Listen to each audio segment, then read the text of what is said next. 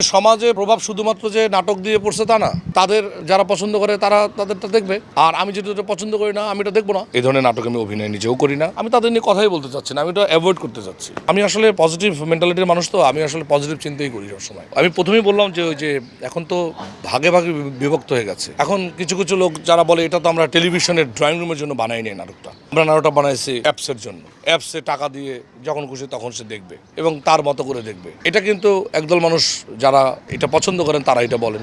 আবার ইউটিউবের জন্য এরকমের স্ল্যাং বলেন, কিছু অড সিকোয়েন্স বলেন, কিছু ভাষাগত কিছু অশালীন, মানে এখনকার তো কাউকে ছোট করতে পারলে, কাউকে একটু ব্যঙ্গ করতে পারলে, কাউকে একটু মারতে পারলে, কাউকে ই করতে পারলে ভাবে যে এটাই বোধহয় অনেক ভালো একটা নাটক, যে নাটকটা আমি মানুষকে ছোট করতে পারছি এবং অনেক ভাইরাল হয়েছে, অনেক দেখছে মানুষ।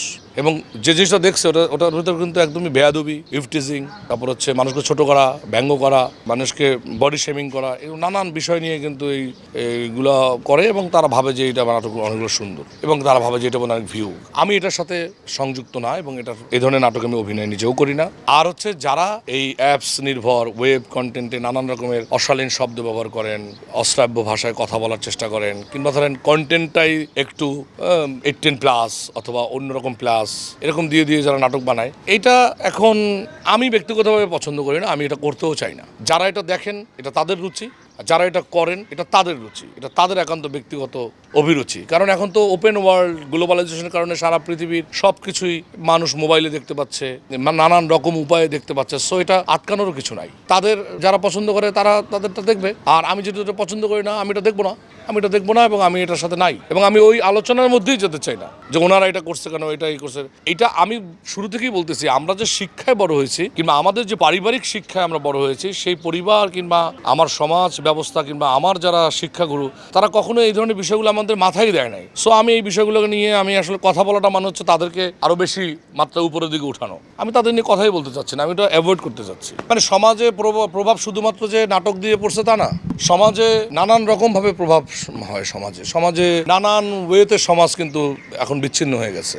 শুধু নাটক দেখেই কিন্তু মানুষ যে এখন নষ্ট হয়ে যাবে কিংবা নাটকের কারণেই যে একেবারে মানুষ ডিরেলড হয়ে যাবে, ব্যাপারটা কিন্তু সেরকমও না। সমাজ ব্যবস্থা তো নানান রকমভাবে পারসেপশন চেঞ্জ। তবে হ্যাঁ, রবীন্দ্রনাথের একটি গান কিংবা ধরেন নজরুলের একটি কবিতা কিংবা ধরেন সুকান্তের একটি শব্দ একটা সমাজে মানুষের ভিতরে যদি অনুরোধিত হয়, তাহলে কিন্তু সমাজের ভিতরে এক ধরনের প্রচ্ছন্ন ভালো লাগা, ভালোবাসার ফ্রেম তৈরি হয়। সো আমি মনে করছি যে অবশ্যই সামাজিকভাবে আমাদেরকে বেড়ে ওঠার জন্য, আমাদের দৃষ্টিভঙ্গি পরিবর্তন করার জন্য নাটক, সিনেমা, যাত্রা, মঞ্চনাটক, পথনাটক, কবিতা, গান, চিত্রশিল্পী যারা আছেন তাদের যথেষ্ট ভূমিকা আছে একটি সমাজ ব্যবস্থা গড়ার জন্য। আমরা তো সেই সব শিক্ষায় শিক্ষিত হওয়ার চেষ্টা করেছি এবং করে যাচ্ছি।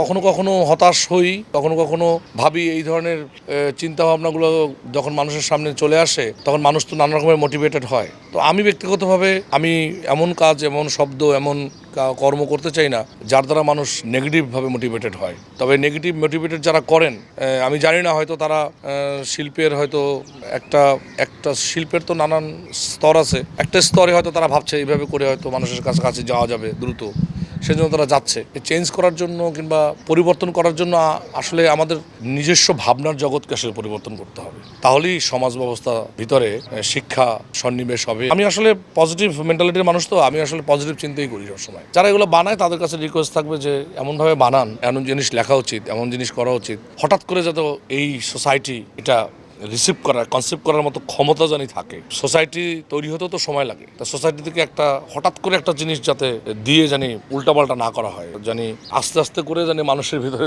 সহনীয় পর্যায়ে হলে আমার মনে হয় জিনিসটা ভালো হয়।